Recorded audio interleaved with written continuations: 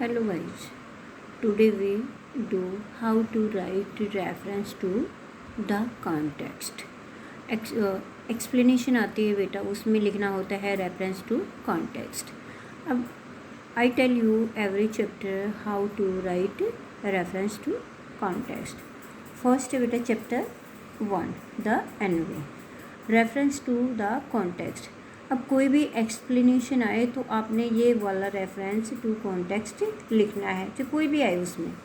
Okay, these lines have been taken from Bhasa Sanskrit play the envoy translated into English by A.N.D. Hosker. The play is based on an episode from the Mahabharata in which Krishna visits the Kuru camp as an envoy. The purpose of his visit is to bring about reconciliation between the Pandavas and the Kauravas. अब बेटा जी कोई भी explanation आए आपने उसके अंदर ये reference to context देना है. अब नेक्स्ट सेकंड चैप्टर है बेटा द स्वान सॉन्ग. अब रेफरेंस टू द कॉन्टेक्स्ट इसका है These lines have been taken from Anton Chekhov's play The Swan Song.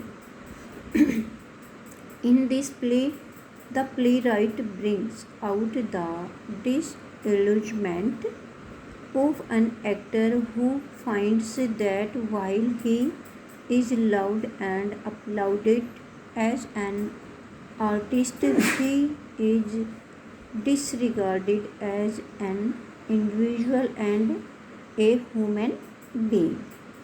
अब बेटा ये था सेकंड का, आपने एज इट इज लिखना है, कोई भी एक्सप्लेनेशन आए चाहिए. अब थर्ड चैप्टर है the monkey paw. Reference to context है these lines have been taken from the play the monkey's paw written by W. Jacobs. This is a horror play which proves that fate rules all peoples. Chapter 4 है before breakfast. Reference to the context. These lines have been taken from Eugene O'Neill's play Before Breakfast. This form part of Mrs. Rowland's long drawn speech in the play. Next बेटा 5 chapter है हमारा the sleep walkers.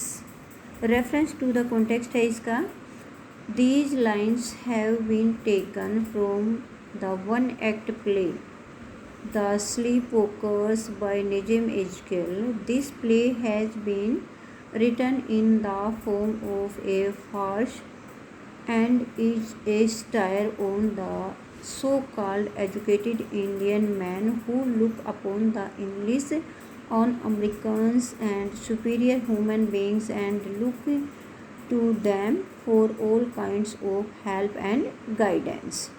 अब ये थे बेटा हर chapter के reference to the context से मैंने आपको बता दिए हैं. आपने एज इट इज़ यही लिखने हैं, अपने नोटबुक में इनको उतार लेना और फिर इनको लर्न कर लेना. आपको कैसे लगे ये कमेंट में ज़रूर करके बताना और अपने दोस्तों के साथ भी इसको शेयर अवश्य करें.